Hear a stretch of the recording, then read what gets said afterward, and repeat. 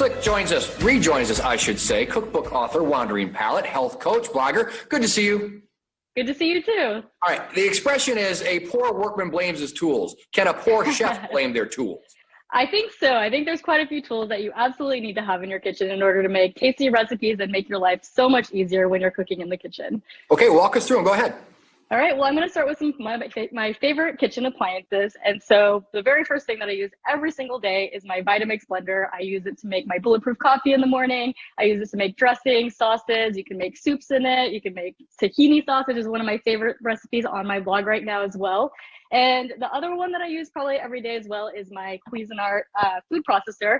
And I use this to make a chimichurri sauce. I can use it to help chop and prep, especially like if I'm going to be using fresh herbs on things. Toss them in here, chop them up, good to go. So those are probably my two go-to. And then I would say my third favorite is my Instapot. There's a lot of recipes on my blog for that. And that's one of those things when you don't feel like cooking, you can put everything in your Instapot, cooks it for you, and you're good to go. So those are probably the top three investments that I definitely recommend for every kitchen. And I want to talk a little bit about prep tools as well. So, if you don't have the food processor and you need to cut things by hand, investing in a good set of knives is key. And it could be a little bit expensive in the beginning, but they're going to last you forever. And there's this sharpener that's about $25 on Amazon that will keep your knives sharp, not dull. That the number one kitchen injury comes from dull knives. So it's really important to have a sharp set of knives so that you don't hurt yourself and you can cut your food easily.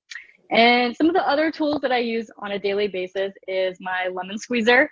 So I use citrus on everything. And these are great because you can just toss your lemons in here, squeeze them, catches all the seeds, you get all the juice, saves your wrists and hands from a lot of extra effort when you've got this thing. And cutting boards. So a couple of years ago, especially when I was sick with Lyme disease, I did away with all plastic in my kitchen. So I use glass to store my food, and I use bamboo cutting boards. So bamboo is really great because it's eco-friendly, it's antimicrobial, it's super easy to clean, holds up a little bit better than wood as well. And then you don't have that plastic that you're cutting on, and who knows how much of that plastic is getting on your food, especially when you have sharp knives, right? Exactly. Well, I had we had a plastic cutting board once, and I was like, why is there Parmesan cheese on the counter? And no, it was this cutting board that was on the counter. That's when we made the switch to wood as well. Sustainable. Those scare me. They scare me. So yeah, definitely stick with wood, or bamboo is even better. And another must-have is a meat thermometer. So I like this digital one. It gives you a reading extremely quickly, so you can know when your fish is going to be done, when your meat is going to be done, so that you're not overcooking or undercooking your food. And speaking of cooking, I'm going to share with you some of my favorite cooking tools as well.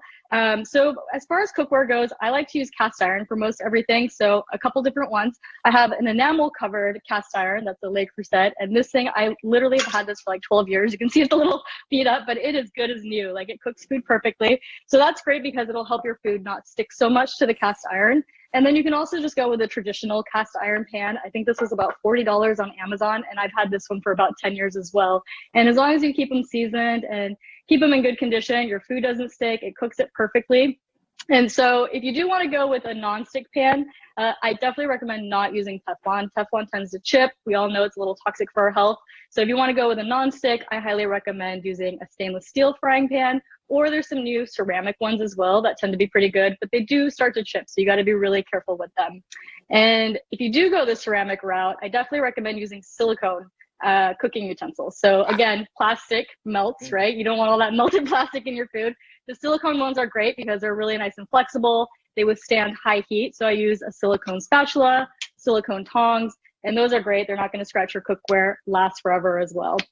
And last but not least, one of my absolute favorite pieces of cookware that I invested in is my Le Creuset Dutch oven. And again, this is another thing I've had probably for like 10 years as well. And it's great for roasting a chicken. You can put a whole chicken in there and roast it. You can do carnitas, roasted meats. You can even use it on your stovetop and make mashed potatoes or stews, whatever you want to do. So it's very versatile. It can go in the oven, go on the stovetop, and it makes your life so easy. So I would say this is probably my top 10, 15 tools that I use on a daily basis that I think every kitchen should have. And these things will make your life so much easier, and you'll actually enjoy prepping your food with these. Well, those are great, all great examples. I think you kind of develop a relationship with some of these kitchen tools. I know firefighters. We're inspired to deliver the best in orthopedic care because at Franciscan Health, we're inspired by you. Franciscan Health, inspiring health.